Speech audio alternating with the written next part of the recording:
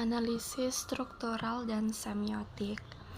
Pertama akan dijelaskan apa itu analisis struktural. Jadi, analisis struktural adalah suatu cara guna mengetahui secara teliti unsur apa saja yang ada di dalam sebuah karya. Sastra. Tepatnya, hal itu sangat tepat guna meneliti dan mengungkapkan makna karya sastra melalui pembahasan dengan unsur yang lain secara struktural. Pada dasarnya, analisis struktural melibatkan pemahaman terhadap struktur dan bagaimana struktur tersebut mempengaruhi fungsi dan keamanan suatu objek atau sistem. Masuk ke tujuan dari analisis struktural ini. Jadi tujuannya dalam menelaah karya sastra, analisis struktural berguna untuk mengungkap unsur-unsur pembentuk yang berkaitan dengan satu sama lain unsur-unsur dalam karya sastra tersebut, karena unsur-unsur dalam karya sastra tersebut tidak dapat berdiri sendiri, melainkan saling terikat dalam suatu sistem. Theo 1991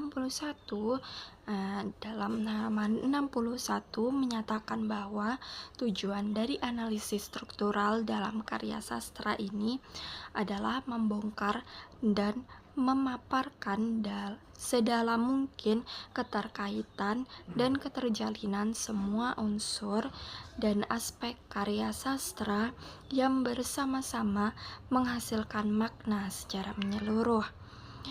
Sebuah karya sastra merupakan totalitas suatu keseluruhan yang bersifat artistik. Dalam analisis struktural terbagi menjadi dua, yaitu analisis fisik dan analisis batin. Di dalam analisis fisik itu ada tipografi, ada diksi, lalu ada imaji, ada majas atau gaya bahasa, terus ada kata konkret serta verifikasi. Dalam struktur batinnya sendiri ada nada, ada amanat, ada nada dan amanat.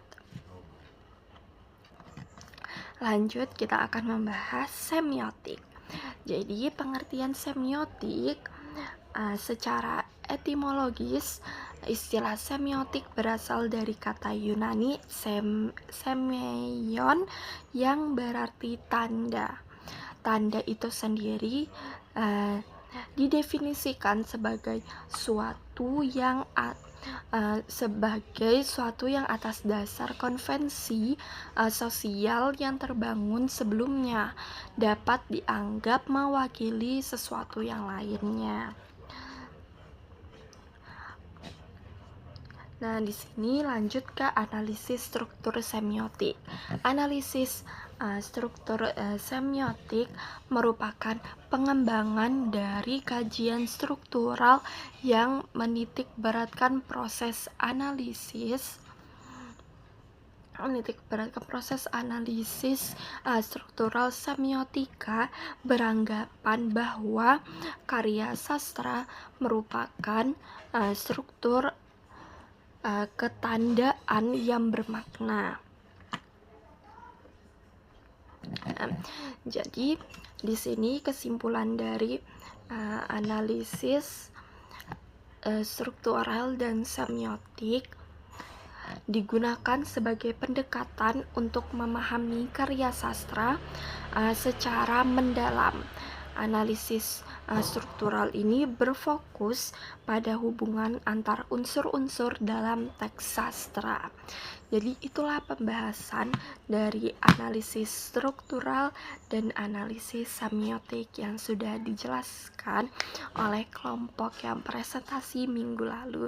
Sekian, terima kasih. Wassalamualaikum warahmatullahi wabarakatuh.